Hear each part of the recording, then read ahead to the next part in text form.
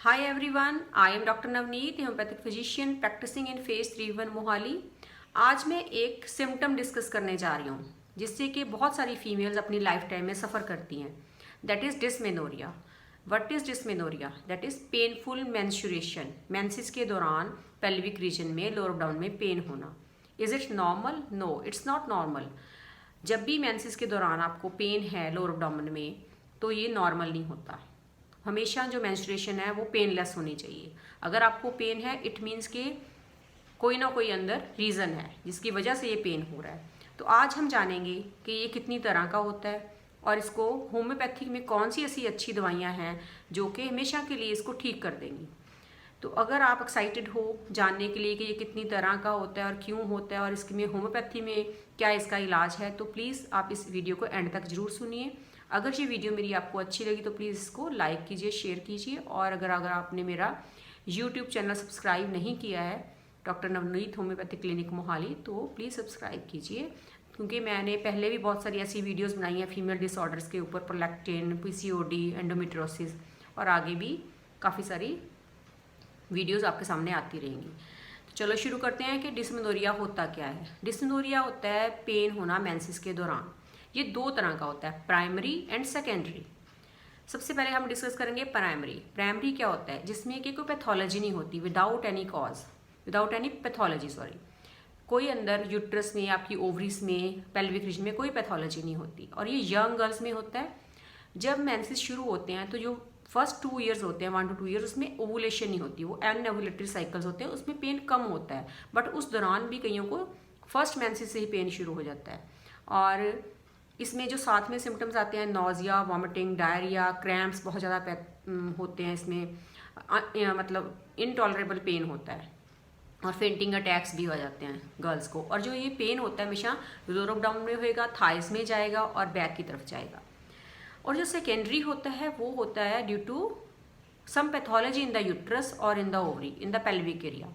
जो सबसे बड़ी पैथोलॉजी कॉज करती है pain secondary dysmenorrhea, that is endometriosis. Endometriosis आपके यूट्रस की डिजीज़ है, या एडिनोमायोसिस, या फिर आपके यूट्रस में फाइब्रेड हैं, पॉलिप हैं, या ओवरी में कोई सिस्ट बन रहा है, तो उस वजह से ये सेकेंडरी डिस्मेनोरिया होता है।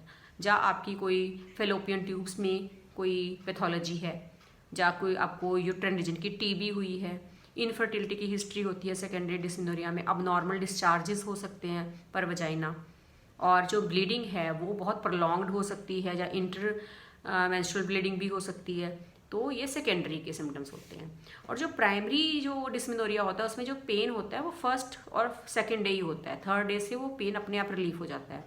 और लेकिन सेकेंडरी में ये जो पेन है 10-15 डेज बिफोर मेंसेस ये शुरू हो जाता है, और ड्यूरिंग मेंसेस भी रहता है, और बाद में भी फिर कहीं ना कोई डिस्कम्फर्ट रहता है लोअर एब्डोमेन में।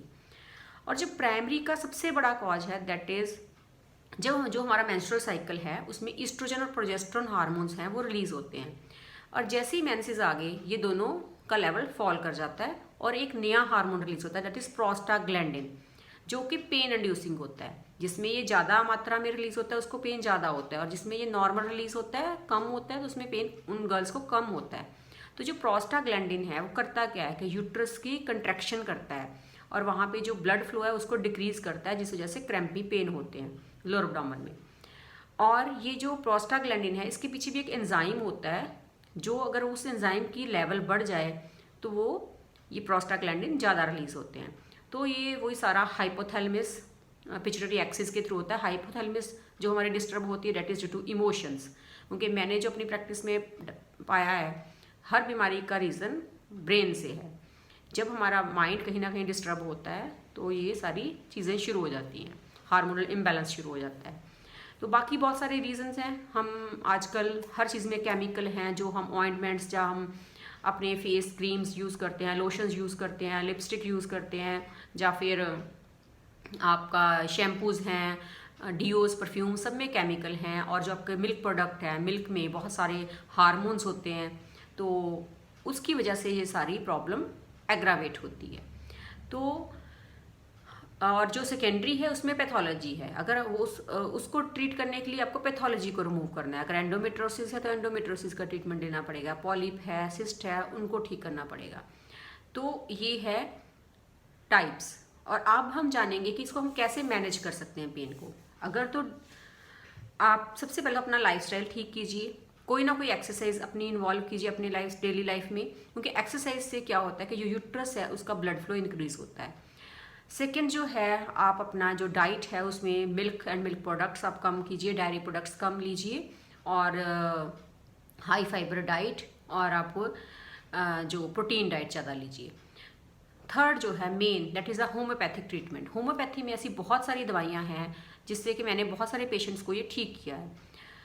अलग अलग पेशेंट की अलग अलग दवाई होती है, उसका जो फैमिली हिस्ट्री है, उसके जो खुद के सिम्टम्स हैं डिस्मेनोरिया के, उसके अकॉर्डिंगली मेडिसिन दी जाती है उसकी, और जो अदर प्रॉब्लम्स है उसके अकॉर्डिंगली जो उसकी कॉन्स्टिट्यूशनल मेडिसिन होती है वो हमेशा के लिए इसको ठीक करती है। बट अगर ड्यूरिंग पेन हमारे पास पेशेंट आता है तो काफ़ी सारी दवाइयाँ हैं, जैसे कि जब अगर क्रैम्पी पेन है और उसको गर्म सेकाई से आराम मिल रहा है तो उस टाइम हम मैगफॉस दे देते हैं तो उसको आराम मिलता है। अगर वो पेन को वार्म से इतना आराम नहीं मिल रहा, सेकाई से आराम नहीं मिल रहा, उसको दबाने से आराम मिलता है, झुक कर पेट को दबाने से आराम मिलता है, देन कोलोसिन हम देते हैं।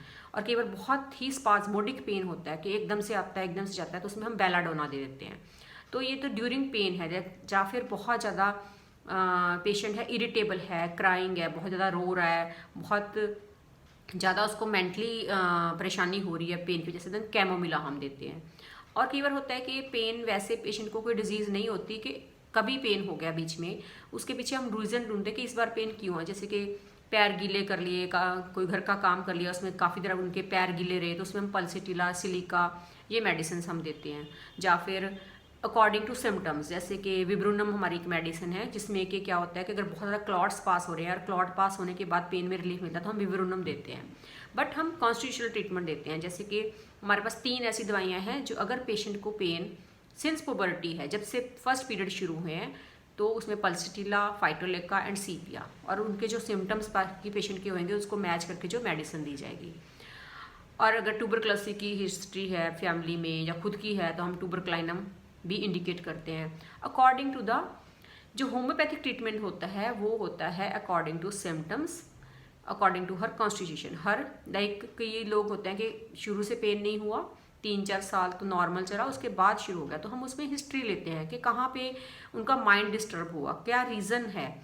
जैसे कहीं कोई ग्रीफ की हिस्ट्री होती है, डिसअपॉइंटमेंट होती है कोई, या फिर कोई आपकी लड़ाई झगड़े की हिस्ट्री होती है उसके अकॉर्डिंगली, या फिर कोई स्ट्रेस रहा होता है, कोई आपकी एम्बिशन पूरी नहीं हुई लाइफ में, ऐसी ऐसी, जैसे आजकल स्ट्रेस लेवल बहुत ज़्यादा है, तो उसमें हम जैसे कोई ग्रीफ की हिस्ट्री तो हम एग्नीशिया देते हैं।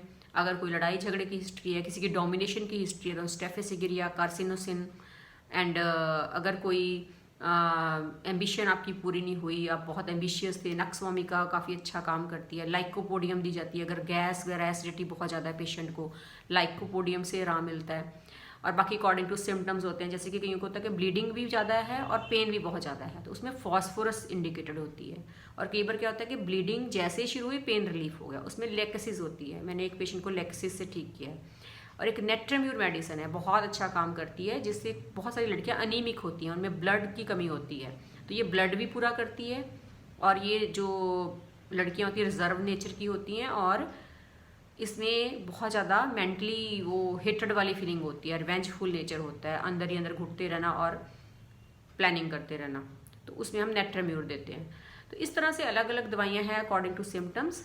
अगर आपको भी ऐसी कोई प्रॉब्लम है तो आप मेरी हेल्प ले सकते हो, या किसी भी होम्योपैथिक डॉक्टर की आप हेल्प जरूर लीजिए, ताकि आप इसको नॉर्मल ना समझिए। ये dysmenorrhea is not at all normal, it is abnormal. So do take help of homeopathy. And आप मुझे कॉन्टैक्ट कर सकते हैं at 9815913722 एंड आप अपना इलाज करवा सकते हैं। Thank you so much for watching me, thank you.